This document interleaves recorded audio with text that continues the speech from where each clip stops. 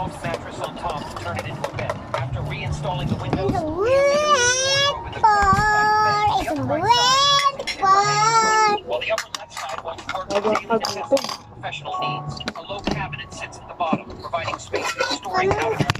Ano He also installed a switch socket by the bedside, allowing him to lie in bed and scroll through his phone or read a book without worry. He made sure to leave a space Ayun nga, pahingi ng kanin. Ako na maglalagay ng sa akin ha. kitchen items on top and Hi ka naman sa vlog. the sliding cabinet Hello, doors are smooth and how are shiny, you? and he placed an induction cooker on the countertop to simplify his life. He also installed a range of ventilation to guarantee a good night's sleep. They installed a fence by the window and set up a table here for a comfortable dining area. This space also doubles as a super spacious study area for him and his girlfriend to learn together. When not in use, the table can be folded up to save space. At the end of the bed, he placed a projector for his girlfriend, Kat, who loves watching Korean dramas. In the middle of the room, Liam embedded a washing and drying machine below and placed a small refrigerator on top for his favorite snacks. The floor of the bathroom next to it is lowered by 5 centimeters with a marble vanity top embedded. Kupal pa. A smart mirror cabinet. Ayan. Alice's heroic and slim figure. Liam buried water tank accessories in advance and installed a Ano ba yung cellphone ko? Nagbibidyo kami. installed a built-in shower and outlet during bathing. Now Video let's examine the vlogger. overall effect of the redesign. Let's transform this triangular public room into a fully functional house. For 10 years, Liam and his wife lived frugally, finally saving up enough to buy a triangular public room measuring less than 3 square meters. It's so tiny that even his kids want to run away from home. It's only big enough to fit his grandmother's coffin, and even a regular bed won't fit. Liam has to sleep on the roof every day. Realizing this isn't a sustainable solution, he decided to Bakit itong lagi gusto mo?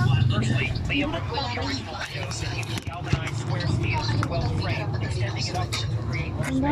Some additional funds borrowed from his aunt, he purchased expansion screws, firmly attached to the wall. Then he put in eco-friendly wood veneers and created more space below for storing out-of-season clothes and thick quilts. He embedded a soft mattress on top and turned it into a bed. After reinstalling the windows, Liam made a Dapat big wardrobe. ipakita natin video The upper right natin. side is designated for hanging clothes. The upper left side holds work and Ayan na yung accessories for isa. professional needs. Para malagyan tayo. Providing Ayun na yung tasta lang. Hindi nakita eh. Gawin mo ang likod niyan. But it was only enough to decorate the living room. Being smart, he decided to decorate it like this. First, he built a set of storage cabinets out there, perfect for toiletries and drying racks. He even managed to squeeze in a Ito yan. Uy, wala ka? Ito yan ah. Lagayan lang ng cellphone. Pansin ka.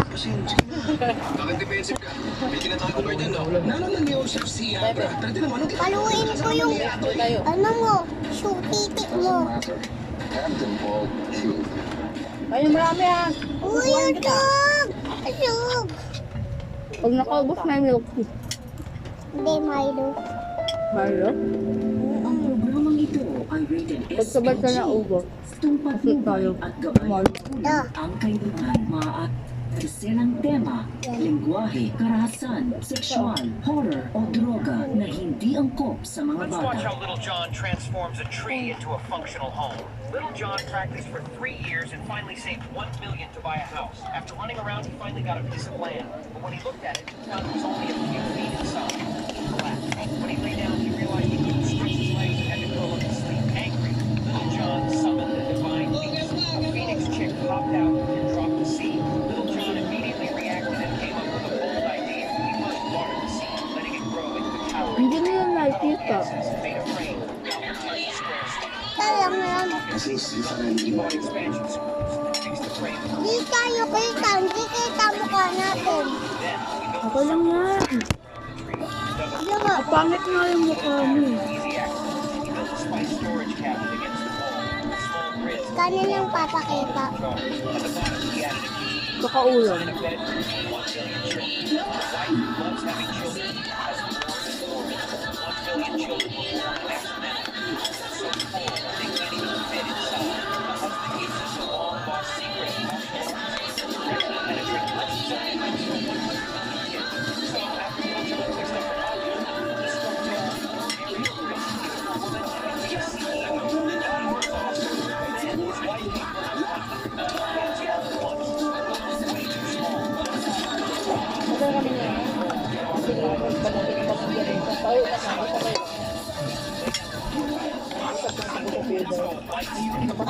Mama, nakain ang ini ng kambing. Nasikan ako. Ulang ko ng bowl. Oo nga, hindi sa ulam. Tamang bukbang.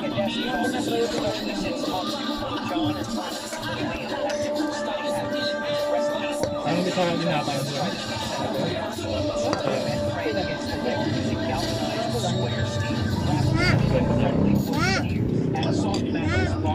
Gatas.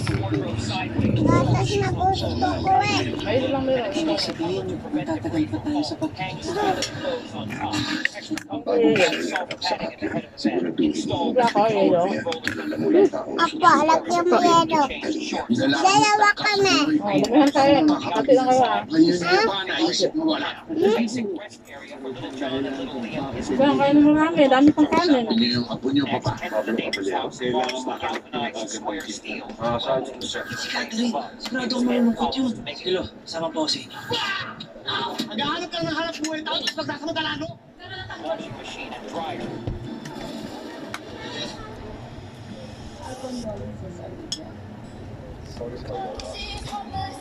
Maraming salamat sa pagkain niyo.